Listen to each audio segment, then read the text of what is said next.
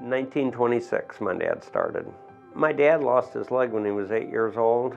A railroad train was by their house, and he was crossing the tracks to get over to the other kids, and the train jerked and started and cut his foot off at his ankle. By the time he got to the hospital, gangrene had set in, and he had lost his leg above his knee. When he got older, and it happened so young, I was 14 or 15 before I even realized that my dad was handicapped. Not that he ever was handicapped. He was with one crutch, and he could do anything anybody could do. If there was a little fence, he just used that crutch as a pole vault to jump over the fence. But his family got him a peanut roaster, and they had a little table, and he set it up in town, and he sold peanuts, and he told me he sold them for 5 cents a bag. He had 2 cents in them and got 5 cents for them. And for 2 years, that's what he did.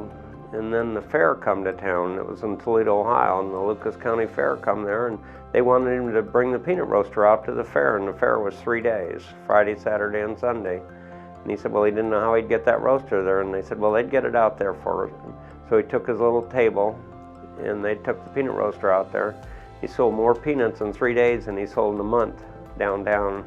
And that's how the Netterfields got in the food business. I was roasting peanuts with the peanut roaster when I was 8 or 9.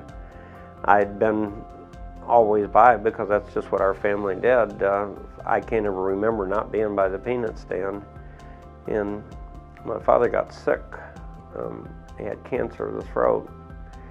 And he told me, he said, son, he said, you're awful young. He said, but if you want to continue doing this, you're going to have to take over now because I'm not able to do it anymore. And I took a truck before I even had a driver's license, and my first fair was the Ionia Free Fair that I went by myself. And I took it and did a fantastic job. We had great weather, and at the end of the fair, I had $600.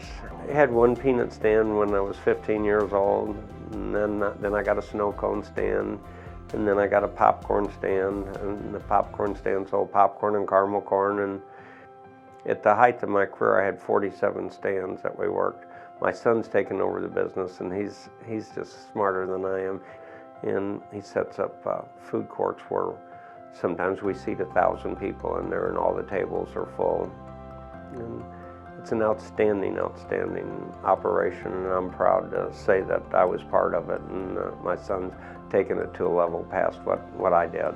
I grew up in the area where Lou Piniella went on to have a fabulous career in baseball, and I'm still able to be associated with him. And Ionia was the first fair I ever played, and it's the most important fair that I've ever played because I met my wife.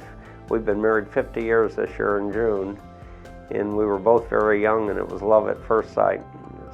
So Ionia, Michigan's got a very special place in my heart. I was the first person that had trailers that painted them on the bottom. And before they had always just sold them white.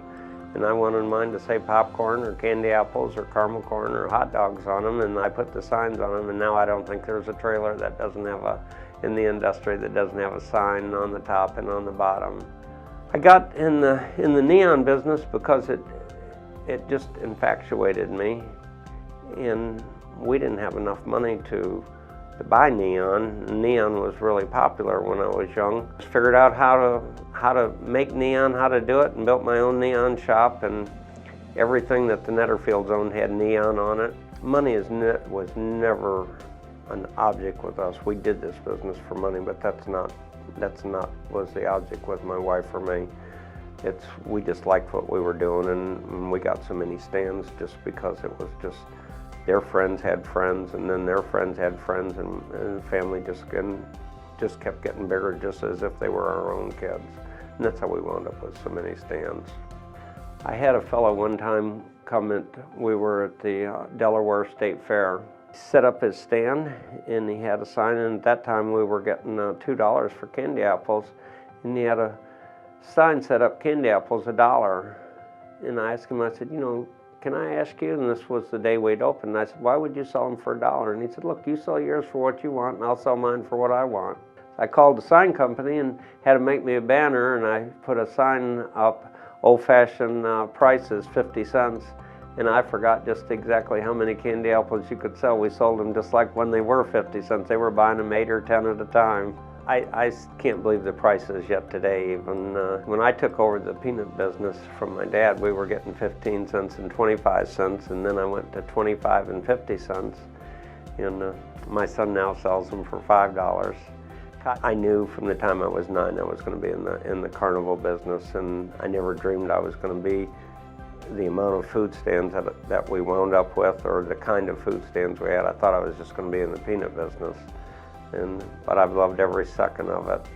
My son and my daughter-in-law run the company now, and they've taken it to another level past. We fish, and I golf, and I can tell you, running the Netterfield food business was a lot easier than trying to learn how to play golf. OABA is just absolutely fabulous, and the Netterfields would never be the operators that they are without the OABA. I'm proud to be a member of it, and I've been a member of it forever, and proud to be associated with the people that are.